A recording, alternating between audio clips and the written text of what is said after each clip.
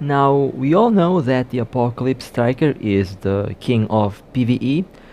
However, there are some Battlecruisers that can achieve very similar results to the Apocalypse Striker, and that is the Oracle.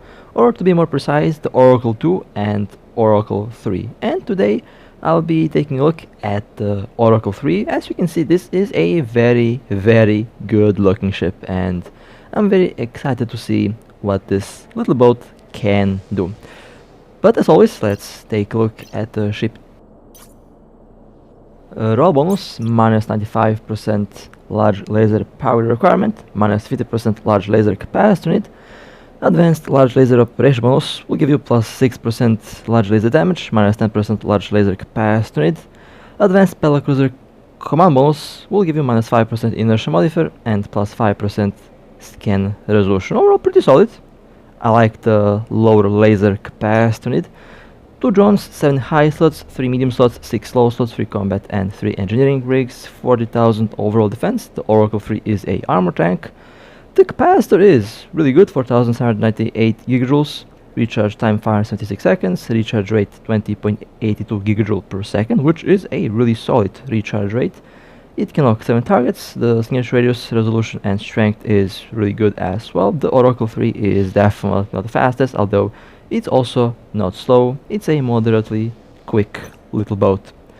Alright, and now let's take a look at the build that I have on this ship. 1327.89 DPS. Currently I have the beam lasers. They have a very good range, 77.82 km, accuracy file of 25.94, tracking 2.8. In the medium slots, 1 scrambler, 1 web, 1 target painter, dual drones. In the low slots, 1 large MVD, a damage control, medium capacitor battery, a heatsink and dual tracking computers. This is a very similar build to the build that I had on the Tornado. Overall, it can be applied to most of the assault battlecruisers. 2 burst aerators and 1 collision accelerator. In the engineering rigs, I have 1 powered router, 1 integration engineering rig that has a ancillary powered router and a capacitor control circuit. And there is 1 polycarbon engine housing for the large afterburner or large micro warp drive. Now the nanocore, well, as I usually pick when I try out a new ship, I like to make the ship look pretty, and this is basically the reason why I have this nanocore installed. This is the Illusionary Ghost core, and I have to admit this ship is very pretty with this nanocore, and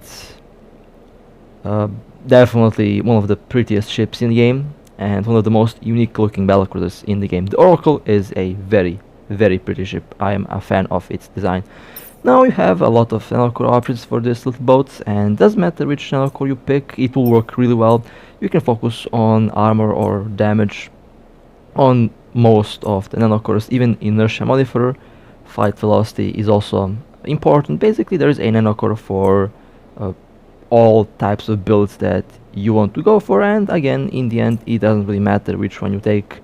The nanocores are all pretty similar and they all will give about the same stat, plus minus 1%. Of course some nanocores will be better for speed, some for the DPS, some for inertia and things like that, but in the end you pick the nanocore that you need or the nanocore that you like. In my case I picked the nanocore based on the looks. I like my ships to be pretty. Now for the implants you have 2 options, Focus Crystal and Pulse Crystal. Now the Focus Crystal is for PvE and for long range, long duration PvP. For the general units you can go with a micro warp drive unit for output boost or efficiency. You can go for heat sinks. In my case, because this is a sniper ship and overall most of these ships are snipers, the heat sink unit is the way to go. Basically it will improve the DPS output and it can also improve the duration of the heatsink module being active, so that's what I would do on a Focus Crystal Oracle 3 Sniper. You can also go with a build like this. Basically you can enhance the range of the tracking computer to make it even a better sniper than it was. And now I have 91.7 km optimal range, 30.57 average fall off, and tracking is 2.38. So I sacrificed a little bit of tracking from 2.8 to 2.35, 36, but I gained extra 20-kilometer range, and honestly, yeah, pretty good trade-off. And now let me show you the maximum speed. Now the maneuverability with one polycarbonate engine housing is not bad. It's actually quite a maneuverable little boat. It's also fast. It's very difficult to catch a Battlecruiser that uses a large propulsion module, 2.8 kilometers per second, which is honestly not slow at all. You get Apocalypse striker level of alpha hits with the large beam lasers, and you get cruiser level of speed. In a straight line, this thing will be very difficult to catch, and of course you can make the ship even faster with a different rig layout. Again, you can add the rigs that you need if you like extra speed. Auxiliary thrusters and the engine housing rigs are the way to go, and the nanocore for extra speed boost, of course. But in my case, since speed is not really that bad, I'm quite happy with the current result. I will keep the nanocore for DPS, and it does react really well on manual inputs, does turn on fast, does speed up fast. Of course not as fast as the Trollnado, but it's still a really solid speed boost. And now let's take a look at the maximum possible DPS output, 3114.68, and with the second heatsink the DPS is 4.7 thousand, almost 4.8, which is not bad for a sniper and definitely not bad for a Battlecruiser.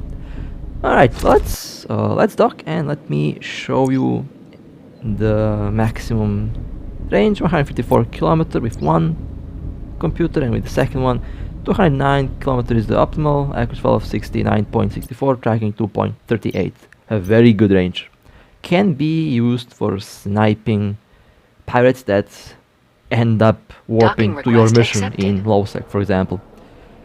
Alright, well, I think I'll switch to the Pulse Crystal to show the DPS with the Pulse Crystal with this current build. The range will be the same because I'm not going to be changing the training computers, and over here I think I have the same units. I'll just quickly add the units that I used from the Focus Crystal. I think this should work. Actually, nope. I forgot to add one. Let me quickly scroll down. Range correction. Okay, now it's there. Let's undock and let's take a look at now the DPS with the Pulse Crystal will be a little bit higher because the Pulse Crystal does actually improve the passive DPS a little bit, but it does give you a constant 75% damage boost once activated. However, with the Pulse Crystal you really want to focus on capacitor rigs and capacitor batteries because the Pulse Crystal does increase the capacitor usage, and in order to counter that you have to have a very good capacitor, so multiple capacitor batteries with a Pulse Crystal build is the way to go. 3105.79 DPS, and with the heatsink active it's 3761.95 DPS. Not bad, really not bad. That's a instant boost in DPS that you get, no charge needed. You just click on the implant and you get that DPS.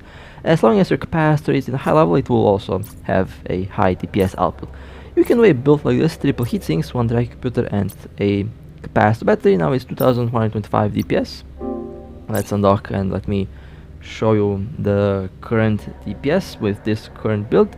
It will have short range, but it will have much higher damage output, and I do like that for high sec. For high sec you don't really need a lot of tank. Basically at 70-80 kilometers the pirate ships will not be able to hit you and you should be safe, so a build like this can work.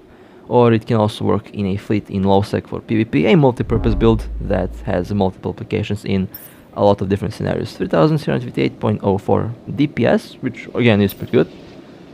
With one heatsink the DPS is 4433.96, with the second heatsink the DPS is 5217.13, and with the last heatsink the DPS is 5758.84, 78.8 kilometers, 26.03 kilometer is the accuracy fall-off, and once the training computer is active, 141 kilometer range, which honestly is good for sniping. Alright, well, let's dock and let me swap the implant once more to show you the maximum DPS output on the focus crystal. I believe that's the next one that I have to show you. The focus crystal will have higher DPS, but it has been nerfed, as you noticed by the lower stacks. Now it's 144, it used to be 180. So the focus crystal has been nerfed. It will be nerfed even more in the future, so keep that in mind. That will happen. But it still has a very good DPS output, and even if they nerf it for, I don't know, 50%, it will still have a very good damage output. So let's undock with the focus crystal and let's see the maximum possible DPS output with this build. Okay, let's do that. Definitely not going to orbit, because it's not going to do well, it's not going to track, so it's probably the best option to stop in place, because these are the beam lasers. They have lower tracking and pulse lasers. And now, once the implant is charged up, 4314.67 DPS with one heatsink. The DPS is 5352.60, and with the second one 6.7,000.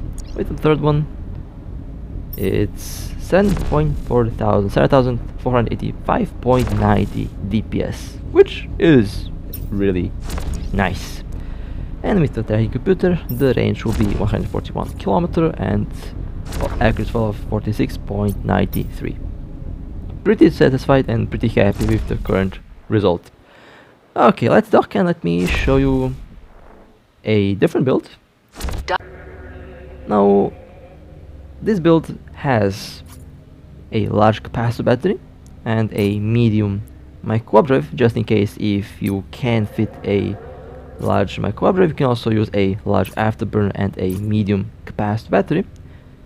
Although with this build I recommend dual polycarbon engine housings just to be able to maneuver.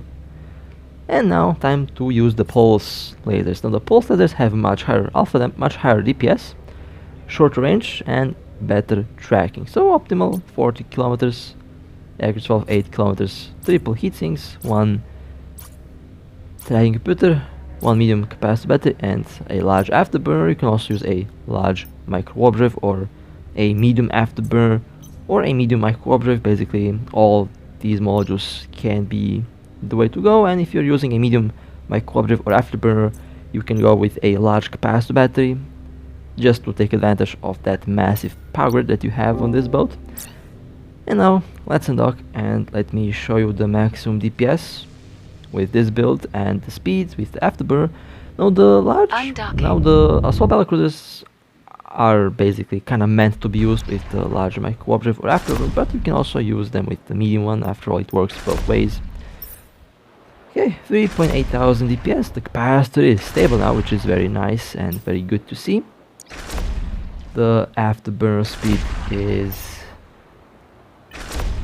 538.01 meters per second, which is okay for a battlecruiser. The range on the pulse lasers is 73.91 and 14.67, my apologies. And now, when fully charged, 5,700 DPS with one heatsink, the DPS is 7,024.91. With the second one it's 8,353.85, and with the last one it should be over 9,000.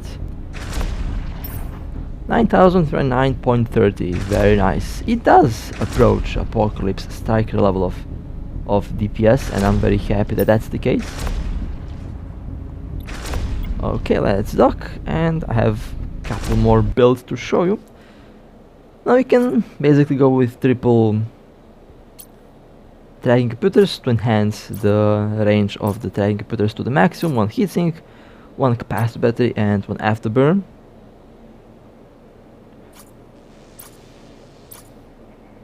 And I do like the current setup. You can also use a large micro warp drive with this build.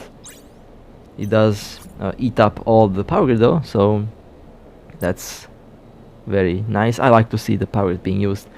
And now the PvP builds. Now this build is basically what I run on most of my battleships. Basically quad damage mods, damage control, and a micro warp drive. It has crazy DPS, but basically the only tank is the damage control. Excellent for hit and run operations, excellent for low sec, and excellent when you are landing on top of the target. Now, the focus crystal is not really the best option with this kind of build because most targets will either warp away or be long dead before you have your full DPS output. 22,000 hit points with the damage control, which is very solid. The ship has a lot of armor, so we have a nice buffer tank. And now, just to show the maximum possible DPS output, 4,700 when fully charged. With one heatsink, it's 5,800. With the second heatsink, it's 6,900, almost 7,000. With the third heatsink, 7,700, and with the last heatsink, the DPS is 8,100, which honestly is very nice. Although that DPS will, in most cases, never be reached in actual combat because most targets will be long dead before you reach that DPS, or they will warp away. Or you will miss the target because in PvP misses happen quite often and you might lose your stack. So that's why the focus cost is not really good for that type of PvP. But there is the pulse crystal, and the pulse crystal is the one that I actually prefer to use, and I would actually use in PvP because it gives you a instant damage boost of 75%, and the capacitor is not really a problem because you will probably destroy the target before your capacitor is low, and basically very quick warp in, very quick kill, and a very quick warp out. That's how we usually run, and that's one of the best tactics to date that you can use in PvP for this game at the moment. But will that be changed in the future? Well, could be. Very high chance that April does change a lot of things, but we will see what will happen. 4,600 DPS with the quad heatsink, just making sure that I didn't install a gyro stabilizer by accident, because it can happen. And now, when the heatsinks are enabled, 5,600 with one heatsink, 6,600 with the second one, with the third one it's 7,300, and with the last one it's 7,600, 7,642.96 DPS. Really solid, and that's why I prefer the pulse crystal over the focus crystal for PvP, because that instant damage boost is extremely useful in combat. Docking request accept. Now you can also do a build like this with a large armor plate and a damage control. This gives you a lot of buffer tank. You can combine the armor plate and the damage control. Then you can also do a adaptive armor hardener, and a damage control also gives you a very nice resistance. You can combine the armor plate and the adaptive and the damage control to enhance the tank even more. You still have very solid DPS, and you can do dual adaptive and one damage control. This will give you the best resistance, and you also maintain a very good DPS output. Basically a passive armor tank you will have to repair after you take armor damage, because armor doesn't passively regenerate. Although in the future, perhaps when we get Nanite passed, you will be able to repair your ship using that in the cargo hold. So a build like this is future proof, because in future we might get modules or items that can repair your ship just from using them in the cargo hold, like in EVE Online. And just to show you the resistance on this ship, with dual adaptives enabled, 103,000 hit points, not bad, really solid stats, pretty tanky for a DPS build. And with the damage control, for 13 seconds you will have 307,000 hit points, 92, 90, 88 and 87% resistance. Again, really solid for a Battlecruiser that's focused on DPS. For hit and run, it's going to do an amazing job, and for low sec PvP or in a fleet, it's going to work really well. Now for PvE, I would use a build like this, balance between range and DPS. There's a capacitor battery, and I use a large micro warp drive, although you can also use a medium micro warp drive and a large battery. Depends on the implant, depends on your capacitor, and basically depends on your rigs. So you can basically use both combinations, both of them will run really well. And now, let's take this little boat out for a spin, for a ride, and let's see how it works. Now usually, I run the normal missions because most players run the normal missions with their ships in high sec or low sec. However, since this boat can work and can have about the same DPS without the siege mode, of course, as the Apocalypse Striker, I will throw a more serious mission at this boat. This is one of the low sec missions that are kinda like storyline missions in terms of the waves that you encounter. It has a lot of elites, it has a lot of ships per wave, and the Apocalypse Striker does clear this very quickly. And since this boat has about the same DPS, of course, without counting the siege mode on the Apocalypse Striker, then it should technically be able to clear this in a very decent time frame. And judging by the DPS that I'm currently doing, it will be clearing this very quickly. So what do you get from using the Oracle 3 in PvE? Now, you definitely will not have the siege mode on this ship, which is to be expected. However, you have a lot more maneuverability, you have a lot more speed, and this makes this boat, I would say, safer to use in low sec because an Apocalypse Striker is a battleship. It's slow, it's big, easy to scan, and big slow ships that are easy to scan are easy to kill. Now the thing about smaller ships is that they're fast. They can orbit, they can maneuver around, and they can basically position themselves in such a way that it's basically impossible to catch them.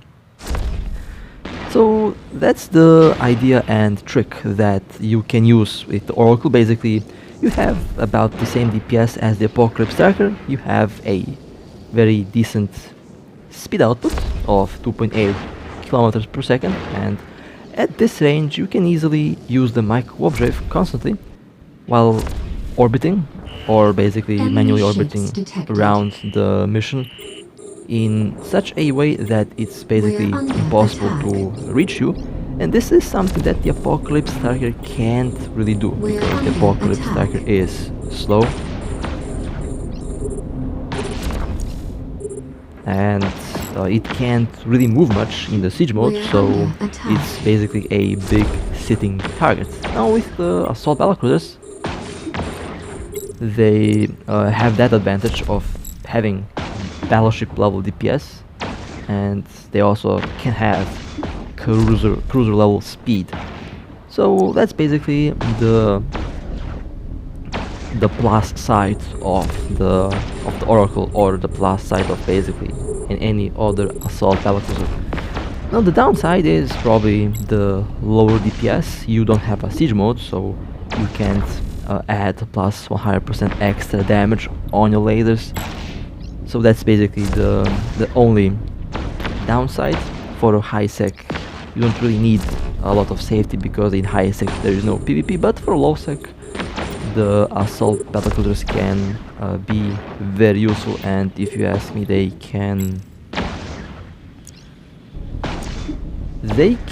easily outperform some of the other battleships, especially if we consider the fact that it's much more safer to fly these ships. And this is not only bound to the Oracle 3, the Oracle 2 and the Oracle 3 are actually almost the same ship. There is, I think, like 1% difference in the damage output in the skills or something like that. So you can do the same trick with the Oracle 2, and the Oracle 2 with its price tag is a much better time, or should I say a much better easy investment than buying a tier 10 battleship, because it's much cheaper and it can have about the same DPS. Again, there's, I think, a very little difference in the skills, and since I don't like to make assumptions here, I'll quickly take a look on the ship stats while I record this, in the background of course. So, Battlecruiser, Assault Battlecruisers, or yeah, Assault Battlecruisers, Oracle 3. So, plus 6% large laser damage and minus 10% large laser capacity on the Oracle 2. It's plus 5% large laser damage and minus 10% capacity. So plus 1% extra damage, and both of them have about the same turret layouts. And the Oracle 2 costs 289 million, Oracle 3 costs 1.1 billion, which is a big price difference for 1% in skills. However, let's take a look at the Apocalypse Striker, because that's the ship that I compare them to, and the Apocalypse Striker costs 1.6 billion. So for 280 million you can get a ship that has about the same DPS as a tier 10 ship that costs like 10 times more. And I think that's a very good alternative, I guess a cheaper alternative if you don't have ISK to get the Apocalypse Striker. The Oracle 2 can be a nice skipping stone to help you obtain the ISK to later on buy the Apocalypse Striker, or to later on buy the Oracle 3. Although if you already have the Oracle 3, then if you already have the Oracle 2, I'm not really sure if it will be worth to get the Oracle 3, because after all they're about the same ship. So the build that you see on the Oracle 3 here can be applied to the Oracle 2 as well. The only difference might be the little power difference and the little damage bonus that we get from the Oracle 3, but in general, when we look at both ships, they are about the same, which is very interesting. Perhaps the tier 10 Battlecruisers will be changed, will be buffed. I can definitely see that happening, and if that happens, then the Oracle 3 is going to be a better competitor to some of the other battleships. I think the Oracle 2 and 3 can actually clear missions in a much better way than some of the other tier 10 and even faction battleships, because of how lasers work. And there's also the trick where you can basically bait in a mission, a sniper bait. You sit in a mission aligned at 200 plus kilometers from the center, and when someone warps in, you have basically maximum targeting on the ship with targeting rigs. When someone lands, you immediately spam the lock on target. You immediately prepare the guns, the lasers, and by the time the target does reach you, the target is dead. So the Oracle 3 can do the sniper bait thing, can also work inside of a scout or in Inquisitor. Normally, basically, you warp to a scout in room 2 or 3, you burn to 200 kilometers from the warping location, and you sit and wait for targets to warp in. It's a very nice tactic, very good PvP tactic and idea. So the Sniper Oracle isn't really only useful for PvE. It has very good PvP applications as well. So all these ideas and builds that I talked about here are builds that I know players use, builds that my friends use, builds that I come up with, and all that basically combined into one video, and I try to cover most of them. Now, the only downside would be if you get caught up close with his Stratios. That's going to be a problem. Always be wary of Stratios cloaky ships. So one thing that you can do when you're baiting in low sec, you can place boxes around the warping location inside of room 2 or 3 in Inquisitor or Scout anomaly. That way, when someone warps in cloaked, the boxes decloak them and you can shoot them, and basically no one can sneak up to you. Now it's much more difficult in a mission, because then they can do the double warp trick towards you, and basically a Stratios will be able to tackle you up close with that trick. So even if you're baiting as a sniper, make sure that you're moving around. Never be fully stationary. Only be stationary, or if you have to be stationary, when a target pops in, when you have to shoot, to make sure that you hit the target.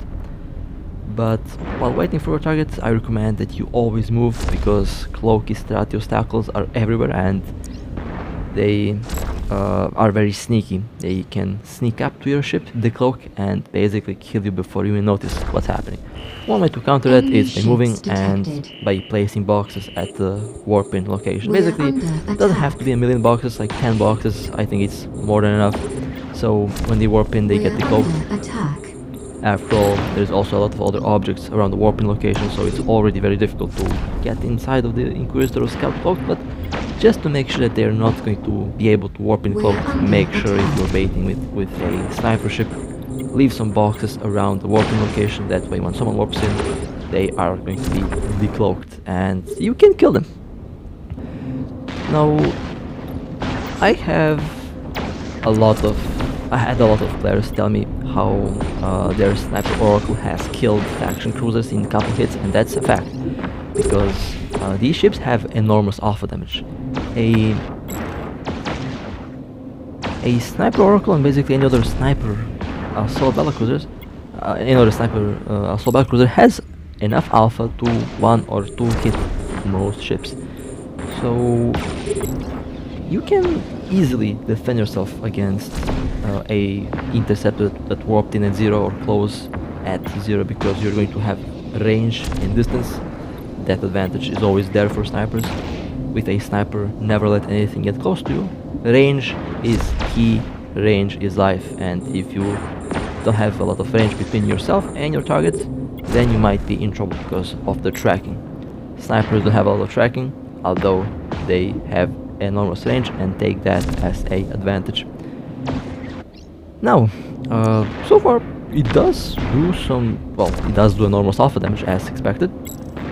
The pulse crystal is definitely going to be a lot more useful, although the focus crystal can also be very useful, because in a mission, let's say in a low sec mission, you will be fully charged, so when a hunter comes in to try and catch you, they will be faced with your full DPS potential, and that's where the Oracle becomes very dangerous. I noticed a lot of pirates don't really pay much attention to that. They warp at 0 and they burn towards you in a 90-degree angle, basically in a straight line towards you, and that makes them a very, very easy kill.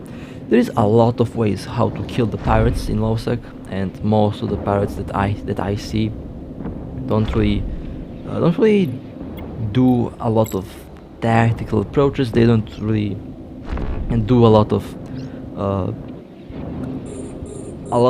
planning ahead. So a skilled mission runner can easily kill them, and I did watch a lot of other pirates basically fail to engage a target because they get hit once or twice and they basically warp out.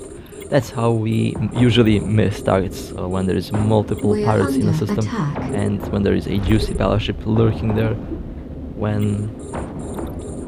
When the pirates tries to engage them, they either chase them away or they get hit and they warp out. And that basically ruins the hunt. But you know, it's a good thing to know that mission runners are fighting back. And one of my goals is to help out mission runners to defend themselves against the pirates in a much more efficient and better way. That's why I show you all these builds, all these tactics. That's why I unveil some secrets that other pirates will never tell you. I mean, I myself, I hunt ships every day, and I'm very happy to see the missioners play a lot better. I noticed the missioners are really starting to play much better than before. They became much more difficult targets to catch. People are now using smaller ships a lot more often in low sec, which again by default means they're going to be a lot more difficult to catch. And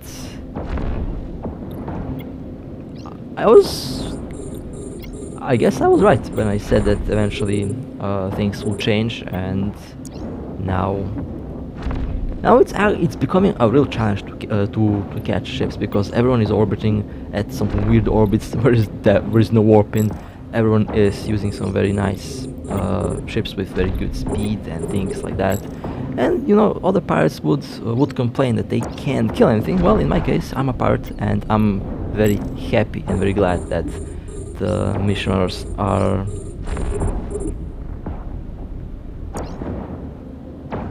now using much better tactics, and very glad that they're actually surviving a lot more than they used to. I remember back a couple months ago, everyone would just land with a battleship at 100 and they wouldn't even align. They do that even now, but that became very rare. So most of them are aligned, most of them are moving, most of them are in a very interesting orbit, and I am happy to say, but I'm very glad to say that the tactics and ideas that I was talking about for the last 2 years are slowly being applied by more and more players, and by default they became much more difficult to catch. So yeah, the Oracle 3 and the Oracle 2, fantastic boats.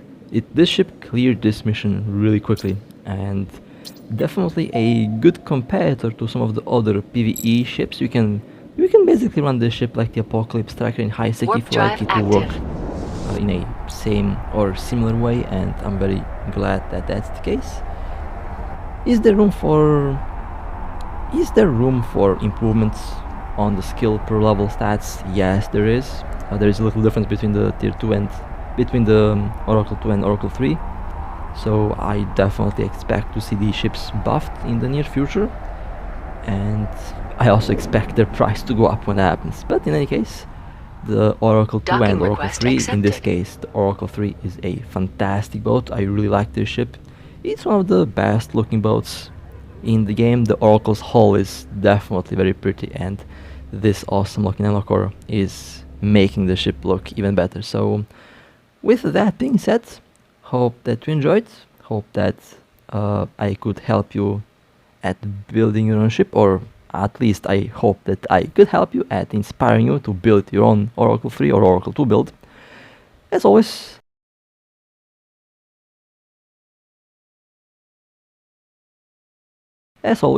I love you all. If you would like to support me, feel free to like and subscribe. And with that being said, stay safe, fly safe, and I'll see you next time.